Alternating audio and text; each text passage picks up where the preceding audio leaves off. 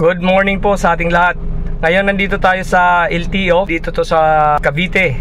So magre-renew tayo ngayon ng ating registration sa sasakyan kasi expired na. Yung mga dadalhin nyo lang para iwas abala, magdala na kayo ng photocopy ng ORCR nyo. Tapos kukuha kayo ng insurance dito sa LTO. Dito na rin ako kumuha. Pwede naman kayo kumuha kung saan nyo gusto kumuha ng insurance.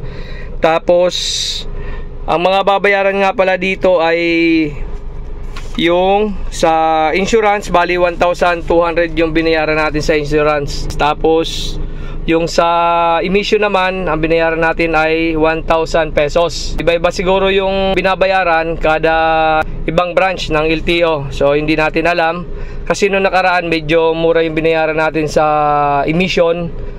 Tapos yung sa insurance ngayon medyo mahal yung ano niya, yung insurance. Di ko alam kung tumaas.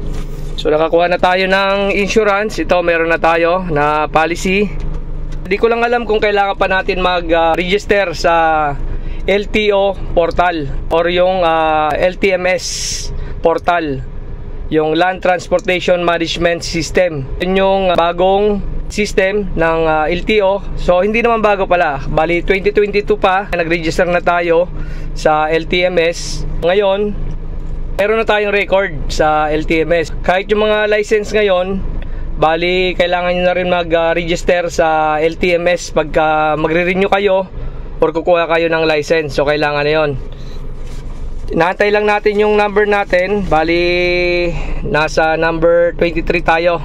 Ang ginawa natin, nagbayad muna tayo dito sa emission ng 1,000 para gumalaw na yung ating papel kasi medyo mahaba yung pila. Habang nakapila tayo, basta meron kayong photocopy na extra, pupunta kayo sa insurance, kukuha na kayo ng insurance doon. Tapos balik na lang kayo ulit dito sa emission para habang nag-aantay kayo, gumagalaw yung papel.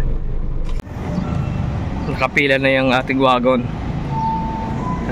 Yan ang susunod.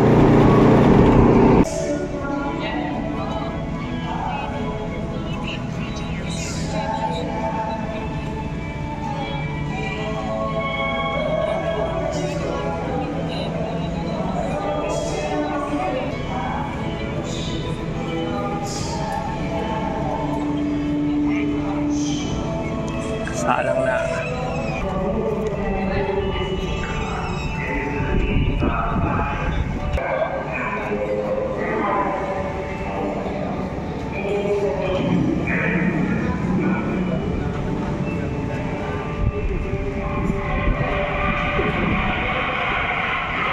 Sa expressway hindi naman siya maano.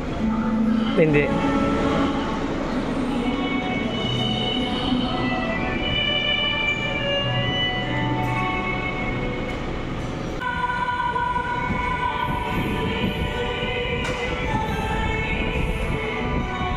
Ayan nga guys, tapos na tayo magparehistro ng ating sasakyan.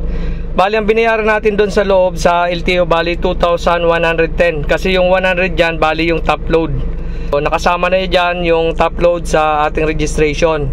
Bali ang mga binayaran natin lahat-lahat, bali 1,000 sa emission, 1,200 sa insurance, at 2,110 sa LTO.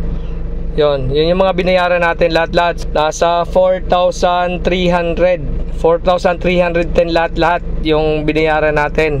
Ulitin ko ulit, una natin ginawa, nagpa-photocopy muna tayo ng ORCR, tapos dinala natin dito sa emission test, tapos nagbayad tayo sa insurance.